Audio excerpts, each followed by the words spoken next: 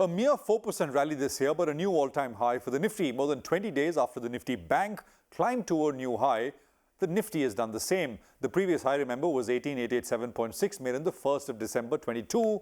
It's been taken out today. So I thought it makes sense to take a quick look at fundamentals which are underpinning this optimism in markets. I count five. First is growth, and this is because we starting top down. Growth prospects generally are looking much better for the country.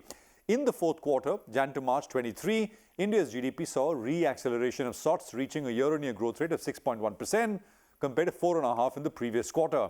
As a result, economists have generally upgraded their forecasts for the full year FY24 growth. We've seen a rapid pace of disinflation, right, which has raised hopes of lower interest rates at some point late this year or early next year. And this is the data, right? 3 months flat, India's CPI has fallen from a level of 6.4% to 4.25% in May. Even core inflation is finally showing signs of softening. Good news for consumers and businesses. Now let's come to earnings, right? Corporate earnings. Analyst consensus expectations for MSCI India is to post a very healthy earnings growth of near 18% this year.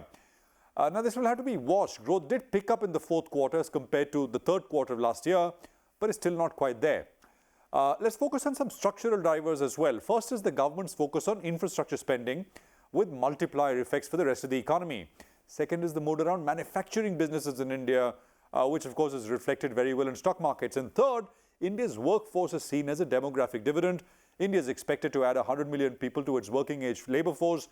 Between 2020 and 30, China is expected to lose 25 million in the same period. India's macros on the external side have also improved in recent months.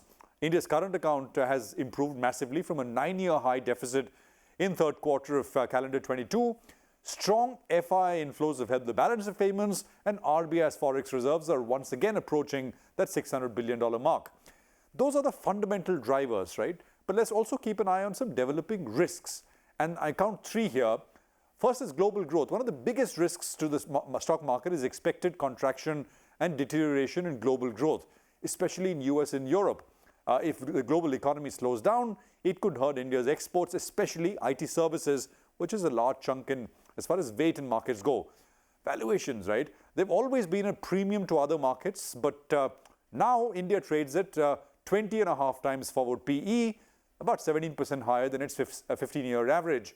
Relative to other emerging markets, India's valuation premium is now 70%. Historically, this has run at about 50%. Monsoons have been delayed this year, although things are picking up and is expected to pick up for the rest of the monsoon season. But mind you, a lackluster overall monsoon season could impact agricultural growth and lead to lower rural incomes. So those are the three risks as well. Now, to sum up, while you enjoy the rally, watching your portfolio values swell, keep an eye on what you pay for stocks. Don't overpay and don't buy into shady stocks. Bull markets often lead investors to do both, which then comes back to hurt portfolios in a future downturn. Back to you.